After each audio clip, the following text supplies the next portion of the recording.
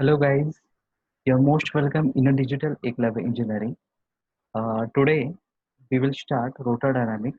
It's the first part of module number 6, just before balancing. And it's a BT is around 5 marks.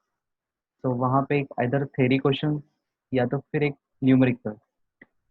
Numericals having the two types, like a long shaft bearings and short length shaft.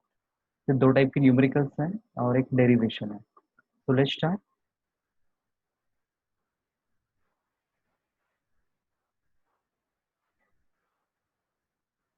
Okay. So theory question में क्या क्या आता था? Explain critical speed और whirling speed and determine it, और define whirling of the speed and derivation for the critical speed without damping. तो basically what do you mean by critical speed, तो फिर whirling speed. Okay, the speed at which the shaft starts vibrating violently in a direction perpendicular to the axis of the shaft is known as whirling speed या तो फिर critical speed. Okay, so यहाँ पे word एक missing है, in a direction perpendicular to the is known as critical speed.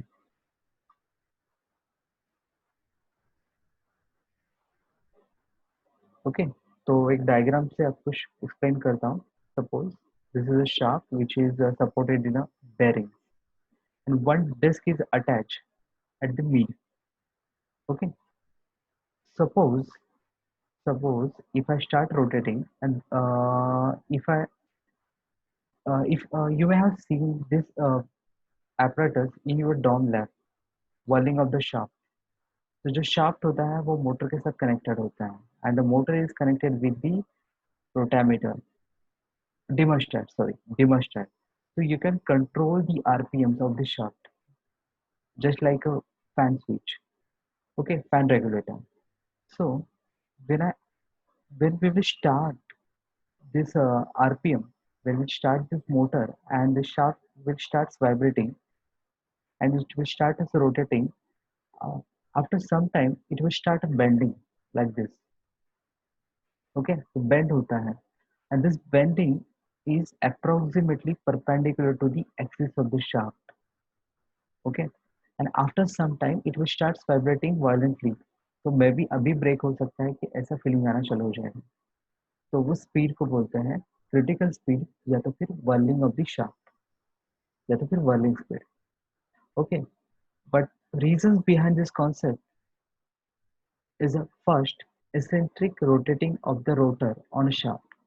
Okay, by mistake, because of some errors, its a CG axis and its a rotational axis get differ by some distance. That distance is called as eccentricity.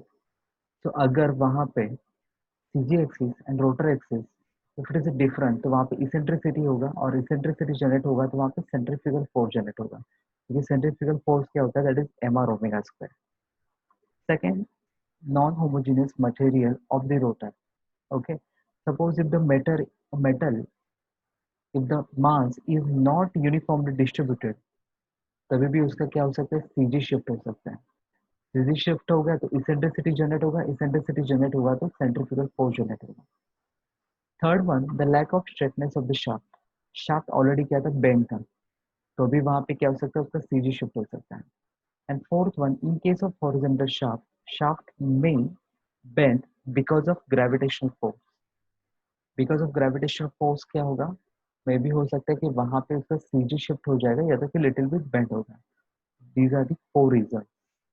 Okay, so जिस derivation की बात की थी तो सबसे पहले आपको ये डेफिनेशन आपको कवर करना पड़ेगा. नेक्स्ट शॉर्टकट में उसके ये चार रीजन और finally observation.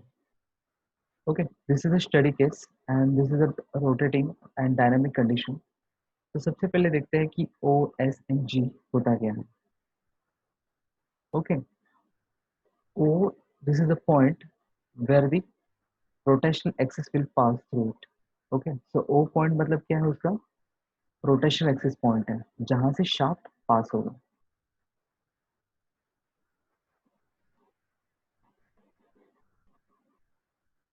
So just wait.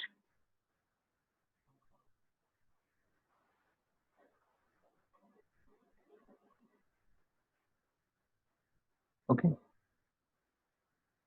तो थोड़ा सा टेक्निकल प्रॉब्लम है. सो ओ पॉइंट मीन्स जहाँ से रोटेशनल एक्सिस पास होगा. एस उस शाफ्ट का centre.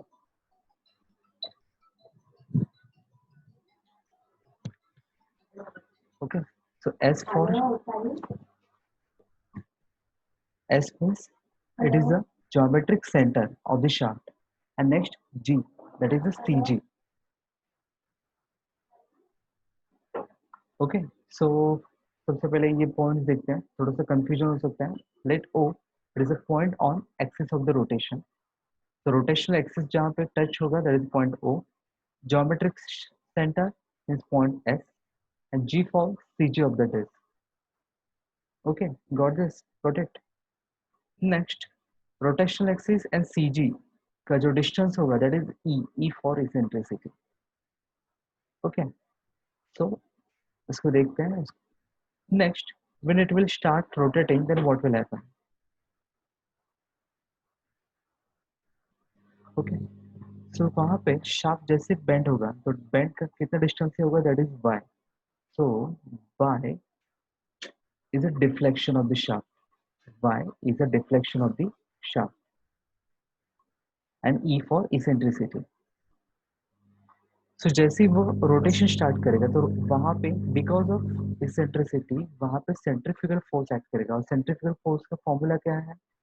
M r omega square. But r क्या इंडिकेट करता है? डिस्टेंस. यहाँ पे डिस्टेंस कितना है सीजी का? यहाँ से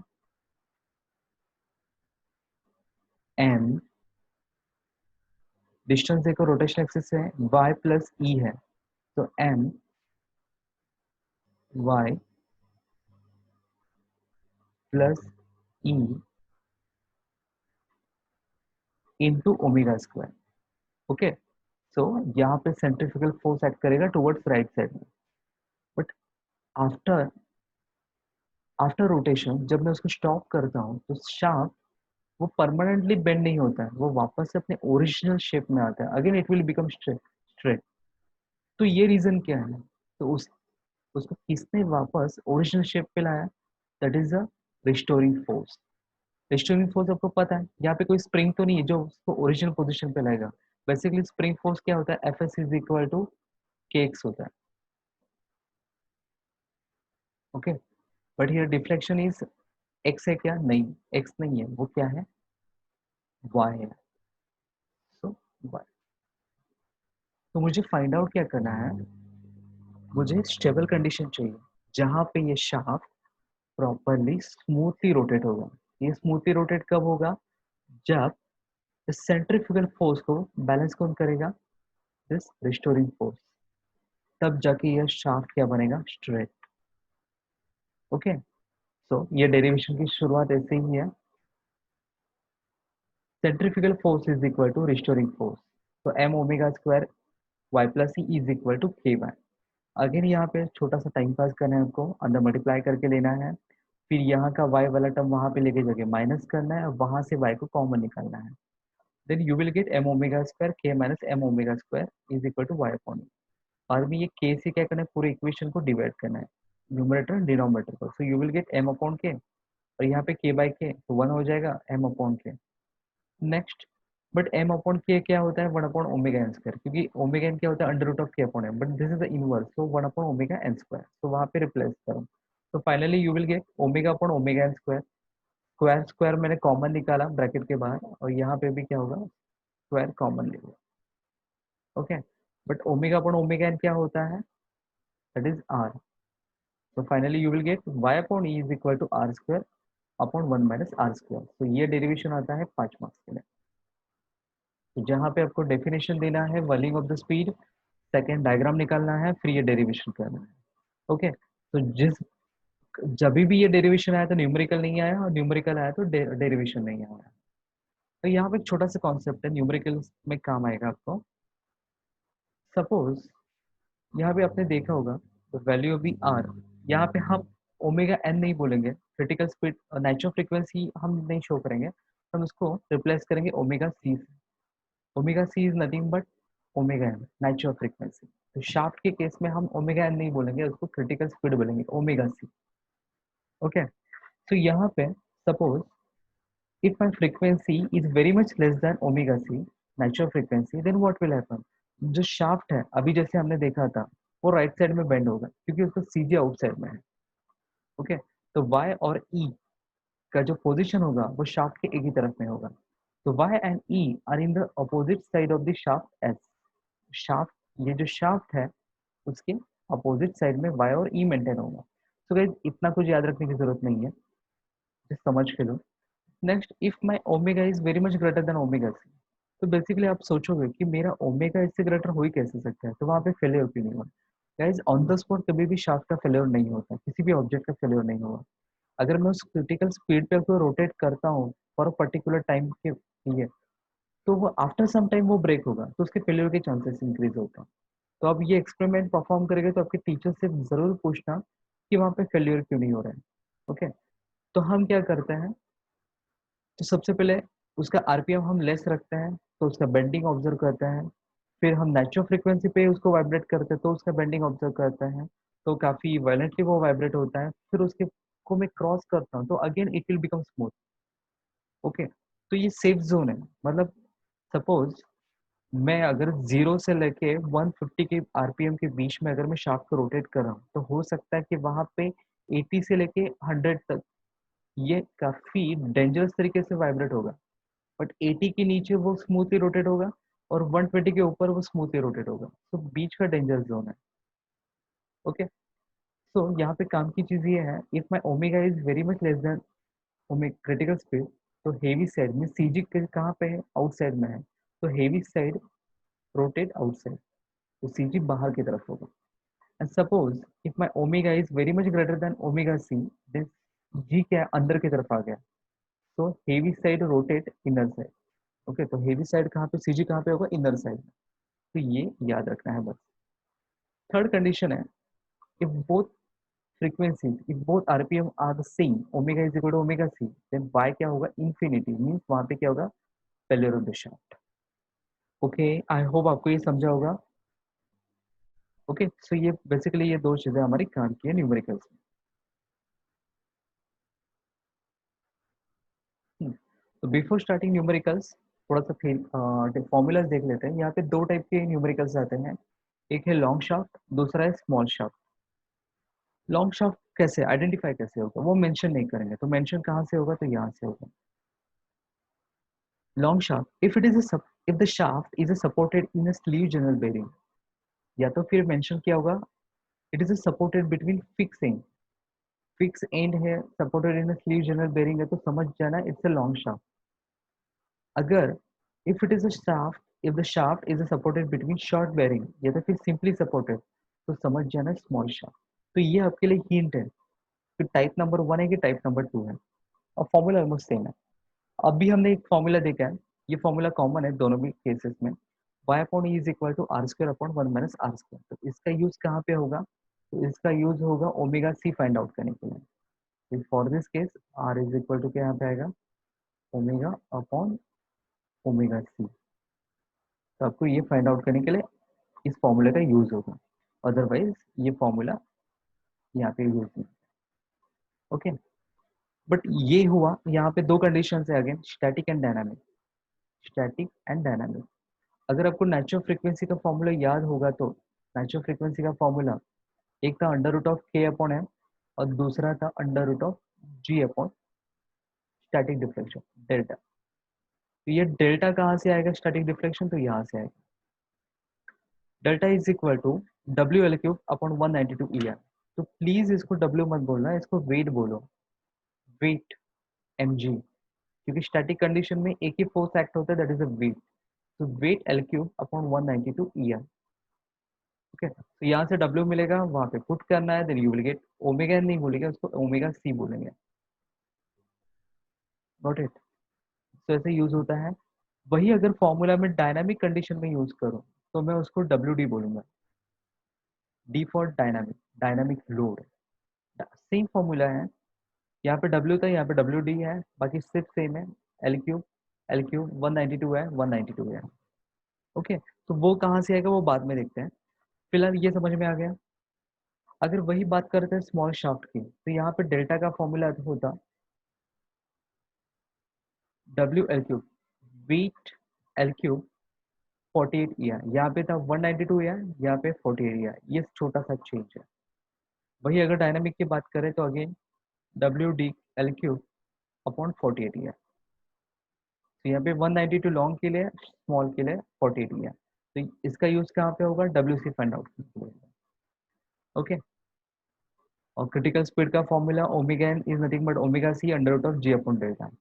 नेक्स्ट, जैसे कि हमें देख रहे थे यहाँ पे डब्ल्यू डी चाहिए, तो डब्ल्यू डी कहाँ से आएगा, तो यहाँ से आएगा। ओके, तो आपको न्यूमेरिकल में सिग्मा भी गिवन रहेगा। स्ट्रेस, तो समटाइम्स वो बेंडिंग बेंडिंग स्ट्रेस बोलेंगे, समटाइम्स आपको टेंसाइल स्ट्रेस बोलेंगे, बस समझ जाना है आपको सिग्मा भी गिवन है। तो लॉन्ग शाफ्ट के लिए फॉर्मूला ये है और स्मॉल शाफ्ट के लिए फॉर्मूला ये है। फॉर लॉन्ग शाफ्ट आपको यूज करना है sigma b is equal to 4 WDL upon pi d cube, ये तो रट्टा ही मानना है आपको। सिग्मा भी आपको गिवन रहेगा, एल आपको गिवन रहेगा, एल आपको गिवन रहेगा, आपको WD निकालना है, वो वहाँ पे पुट करना है। स्मॉल शाफ्ट के लिए क्या है, यहाँ पे 4 था, तो शॉर्ट शाफ्ट के लिए आपको यहाँ पे 8 WDL upon pi d cube use करना है। ओके, तो इसको सीक्वेंस वाइज न्यूमेरिकल्स में हम देखेंगे। तो वाई क्या होता है, स्टेडी स्टेट एम्पलीट्यूड, और या तो फिर deflection of the shaft. Sometimes numerical में पूछते हैं बेरिंग रिएक्शन, बेरिंग रिएक्शन। तो बेरिंग रिएक्शन कैसे आता है, तो यहाँ पे हो सकता है कि आपका शाफ्ट जो है वर्टिकल हो, या हो सकता है कि वो हॉरिजॉन्टल हो। अगर वर्टिकल होगा देन व्हाट विल हैपन, तो जनरली रिस्टोरिंग फोर्स के वाई, सपोज बेंडिंग हो रहा है राइट साइड में, तो के वाई कहाँ पे एक्ट करेगा, लेफ्ट साइड में। ओके, लेफ्ट साइड में एक्ट करेगा, और उसको बैलेंस करने का काम कौन करेगा, बेरिंग रिएक्शन आरबी। तो क्या है, R B is equal to K Y by two, क्योंकि के वाई यहाँ पे इक्वली डिस्ट्रीब्यूट होगा हाफ हाफ में, तो R B is equal to K Y by two. Okay, but यहाँ पे कोई स्प्रिंग नहीं है, तो आपको के मिलेगा, तो आपको क्या यूज करना है, वही फर्स्ट चैप्टर का formula m g is equal to k delta. Okay, तो के क्या रहेगा, m g upon delta. Otherwise ढूंढते बैठेगा कि मुझे तो स्प्रिंग का स्टिफनेस के दिया ही नहीं है, यहाँ पे बात हो रही है शाफ्ट की, ना कि स्प्रिंग की। सबको ये रिलेशन यूज करना है, आपको के निकालना है, के यहाँ पे यूज करो, आरबी निकालो। Got it. नेक्स्ट, अगर बात होती है हॉरिजॉन्टल की, तो हॉरिजॉन्टल में दो सिचुएशन होती है। इधर आपका शाफ्ट, इधर आपका शाफ्ट अपवर्ड साइड में क्या होगा, बेंड होगा, या तो फिर आपका शाफ्ट लोअर साइड में बेंड होगा। ओके, सो अगर अपवर्ड अपवर्ड साइड में बेंड होगा तो के वाई तो ऑफकोर्स डाउनवर्ड में यहाँ पे एक्ट होगा, और एम जी तो डाउनवर्ड में होता ही है, तो यहाँ पे आपका आरबी क्या आएगा, k y plus m g divide by 2, तो दोनों का हाफ आएगा। अगर बात होती है डाउनवर्ड बेंडिंग का, तो के वाई कहाँ पे एक्ट करेगा, अपवर्ड में, एम जी तो नीचे एक्ट करेगा। ओके, बट रिमेंबर ये this is a wrong formula, यहाँ पे कंफ्यूजन होगा आपको। तो यहाँ पे मैं आपको बोलता हूँ कि हमेशा, अभी तक मैंने देखा है के वाई का वैल्यू मैक्सिमम रहेगा, तो इसको हम पॉजिटिव लेंगे, क्योंकि शाफ्ट ऑटोमेटिकली स्ट्रेट हो जाएगा आफ्टर स्टॉपिंग दी मोटर। तो k y minus m g divide by 2। Okay, तो इसको याद रखो। Got it. तो आरबी किस पर डिपेंड है, तो के वाई और एम जी पर डिपेंड है। चलो न्यूमेरिकल देखते हैं फटाफट। दो ही टाइप की न्यूमेरिकल्स हैं। A vertical shaft of 12 mm diameter, shaft का डायमीटर दिया है, rotates in a sleeve journal bearing. देखो शाफ्ट और बेरिंग आ गया तो समझ जाना है रोटर डायनामिक्स मेरा चैप्टर आ गया। Diameter of the shaft given है, and rotates in a sleeve general bearing. Sleeve general bearing means long shaft. Okay, disk of mass is 15 kg, disk का mass दिया हुआ है 15 kg. It is mounted on a shaft at a mid span. Distance between two bearings is 0.5 meter. Distance between two bearings means क्या होता है, distance between two bearings होता है length of the shaft, तो length दिया हुआ है. If the CG of the rotor is 0.8 mm from the axis of the shaft, CG of the rotor away from axis of the shaft means क्या दिया, eccentricity 0.8. Determine critical speed means omega से निकालना है, and the speed range in which the bending stress exceed 125 Newton पर mm square. Sigma भी दिया है, आपको स्पीड रेंज फाइंड आउट करना है, और मॉड्यूलस ऑफ इलास्टिसिटी दिया है न्यूटन पर mm स्क्वायर में। ओके, तो मुझे टाइप पता चल गया टाइप नंबर 1 है लॉन्ग शाफ्ट का। डायमीटर दिया है, मास दिया हुआ है, लेंथ दिया है, एसेंट्रिसिटी दिया हुआ है, ये modulus of elasticity 2 into 10⁵ newton पर एमएम स्क्वायर बोला था, इंटू 10⁵ आपको क्या करना पड़ेगा, wait wait wait wait, mm square का कन्वर्जन मीटर स्क्वायर में करना है। तो मीटर का एमएम का मीटर में कैसे होता है 10⁻3, बट स्क्वायर है तो 10⁻6 होगा, और ये न्यूमरेटर में 10⁻6 ऊपर जाएगा तो +6 होगा, तो 10⁻6 से आपको क्या करना है, यहाँ पे मल्टीप्लाई करना है। तो यहाँ पे उसको एज इट इज यूज मत करना, वहाँ पे 10⁻6 यूज करना है आपको। तो 6 + 5 आपको क्या मिलेगा, 10⁻11। नेक्स्ट सिग्मा दिया हुआ है, उसका भी कन्वर्जन करके लो, ई दिया हुआ है, find NC and speed range. Okay, so मैंने बोल दिया टाइप लॉन्ग शाफ्ट है, supported in sleeve journal bearing. मुझे क्रिटिकल स्पीड निकालना है, क्रिटिकल स्पीड का फॉर्मूला क्या, omega C is equal to under root of ji upon delta. But G delta कहाँ से आएगा लॉन्ग शाफ्ट का, ओके, लॉन्ग शाफ्ट का डेल्टा क्या था, स्टैटिक कंडीशन में W L cube upon 192 E M. W L cube, W means weight, तो weight is nothing but M G, M G L cube 192 E है, but आई क्या होता है, that is 5/64 d⁴, 5/64 d⁴। Okay, तो ये आपको सब कुछ वहाँ पे यूज करना है, फाइंड आउट डेल्टा। डेल्टा जैसे ही मिलेगा ओमेगा सी में पुट करो और फिर ओमेगा सी निकालो। अभी ओमेगा सी को आप आरपीएम में भी कन्वर्ट कर सकते हैं 2π/NC/60 करके, तो you will gate NC. Next मुझे फाइंड आउट क्या करना है, वाई।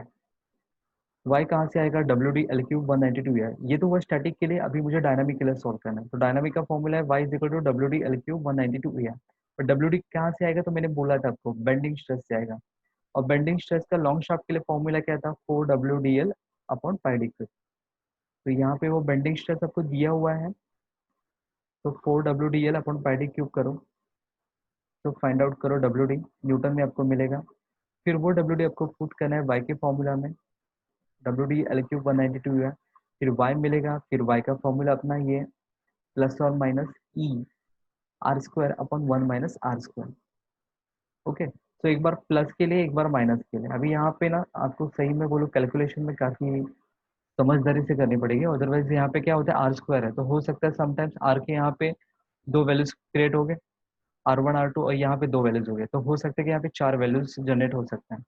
तो हमेशा याद रखना आर का वैल्यू आपको सिर्फ पॉजिटिव कंसिडर करना है, निगेटिव कंसिडर नहीं करना है।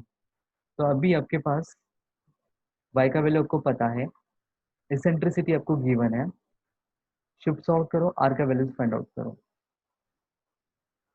ओके, फिर आर क्या है, ओमेगा 1/ओमेगा सी। ओमेगा सी तो आपको पता है, then you will get omega, फिर ओमेगा को यूज करो n1 निकालो। ओके, सेम यहाँ पे भी एक नया आर मिला था, उसको मैंने यूज किया, तो मुझे ओमेगा 2 मिलेगा, ओमेगा 2 से मैं यूज करता हूँ तो मुझे n2 मिलेगा। तो उसको सीक्वेंस वाइज याद रखो। तो सबसे पहले हमने क्या किया, ओमेगा सी निकाला, सी निकाला बट बाय यूजिंग डेल्टा। फिर उसके बाद ओमेगा सी का मैंने कन्वर्जन किया एनसी में, स्पीड में। फिर सिग्मा बी को यूज करके मैंने डब्ल्यू डी निकाला, डब्ल्यू डी को मैंने वाई के फॉर्मूला में पुट किया। फिर वाई का जो आंसर आया मैंने मेन फॉर्मूला था y upon E is equal to r² upon 1 - r², इसमें यूज किया। फिर मुझे आर का वैल्यूज मिला, फिर फ्रीक्वेंसी रेशियो को सॉल्व किया, फिर मुझे स्पीड रेंज मिला। तो यहाँ पे देखो n1 का वैल्यू कितना आता है 1045, और n2 का वैल्यू आपको मिलेगा 2702। तो यहाँ पे 1045 और 2702, इसका बीच का क्या होगा, ये डेंजर जोन होगा। इसके बीच का क्या होगा, डेंजर जोन। अगर आप, मैं आरपीएम निकालता हूँ,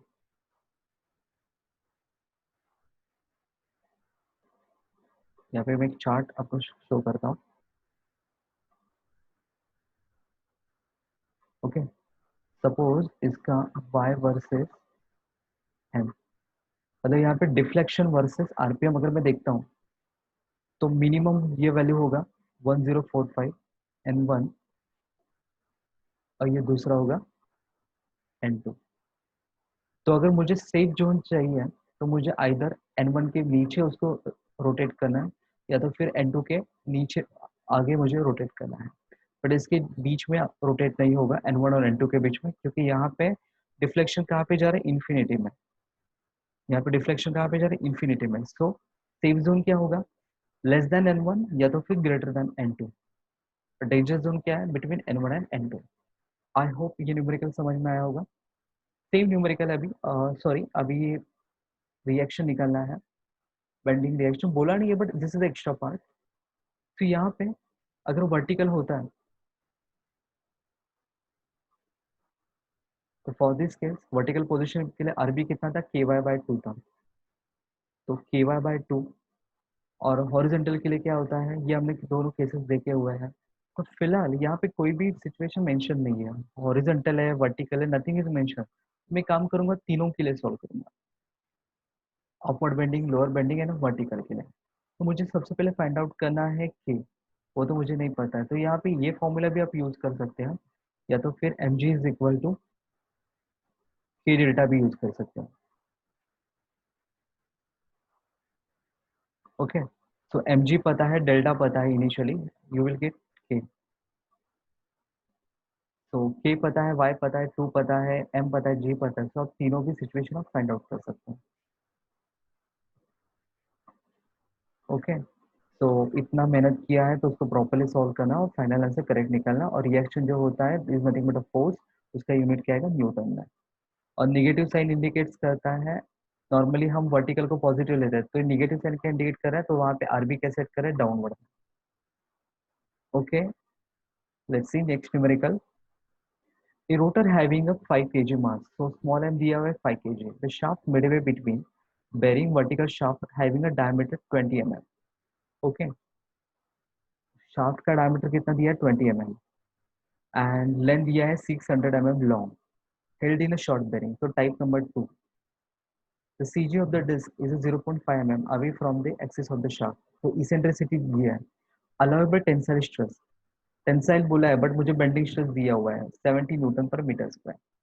क्रिटिकल स्पीड निकालना है, speed range which is not safe, और बेयरिंग रिएक्शन निकालना है। और ई आपको दिया है 200 जीपीए। जीपीए पता है ना, पास्कल क्या होता है, नथिंग बट न्यूटन पर मीटर स्क्वायर। जी फॉर 10:9, तो 10:9 न्यूटन पर मीटर स्क्वायर, ये आपको दिया हुआ है। तो मास दिया हुआ है, डी दिया है, लेंथ दिया है, इसेंट्रिसिटी दिया है, सिग्मा भी दिया है, उसका कन्वर्जन मैंने करके लिया, ई दिया हुआ है। तो क्या करोगे, सबसे पहले ओमेगा से निकालना है, तो डेल्टा चाहिए। तो डेल्टा का फॉर्मूला क्या है शॉर्ट लेंथ के लिए, W weight L cube 48 E are.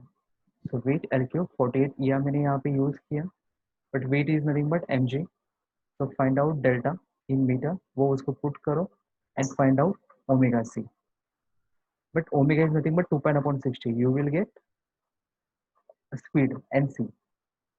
Next bending stress दिया हुआ है, बेंडिंग स्ट्रेस का फॉर्मूला क्या है, शॉर्ट लेंथ शाफ्ट के लिए 8 WDL upon pi d cube. तो उस फॉर्मूले को यूज करो and W D find out करो। फिर डब्ल्यू डी को कहाँ पे यूज करना है, वाई के फॉर्मूला में, W D L cube 48 E are. तो finally you will get value of Y. Again main formula plus और minus Y upon is equal to are square upon 1 minus are square. तो एक बार plus लेके एक बार minus लेके solve करना है, तो finally you will get two values of r. Okay, and omega सी तो ऑलरेडी फाइंड आउट कर चुके हैं, तो आपको क्या मिलेगा, फ्रीक्वेंसी। और फ्रीक्वेंसी को कन्वर्ट करना है स्पीड में। ओके, तो यहाँ पे मिनिमम स्पीड कितना है, 2080, एंड मैक्सिमम स्पीड है 3493.81। This is a danger zone which is not a safe. तो N1 से लेके N2 क्या रहेगा आपका, डेंजर जोन रहेगा। नेक्स्ट रिएक्शन फाइंड आउट करना है, तो रिएक्शन फाइंड आउट करने के लिए मुझे के फाइंड आउट करना पड़ेगा। तो k is equal to m g upon delta. Again यहाँ पे पोजीशन मेंशन नहीं है, तो एक बार वर्टिकल के लिए सॉल्व करो, एक बार हॉरिजॉन्टल अपवर्ड, एक बार डाउनवर्ड बेंडिंग के लिए सॉल्व करो। तो फाइनली तो ऐसे टाइप के न्यूमेरिकल्स हमने देखे हैं। यहाँ पे एक थ्योरी में एक डेरिवेशन आएगा, और दो टाइप के न्यूमेरिकल्स हैं, और उसका वेटेज है around 5 marks. Okay, but which is most important, sometimes 26 अगर मिलता है तो ये 5 मार्क्स ही आपको हेल्प करेंगे 32 मिलने के लिए। Okay, so today I will stop here, इसके बाद हम बैलेंसिंग का पार्ट देखते हैं। Okay, thank you so much, have a nice day.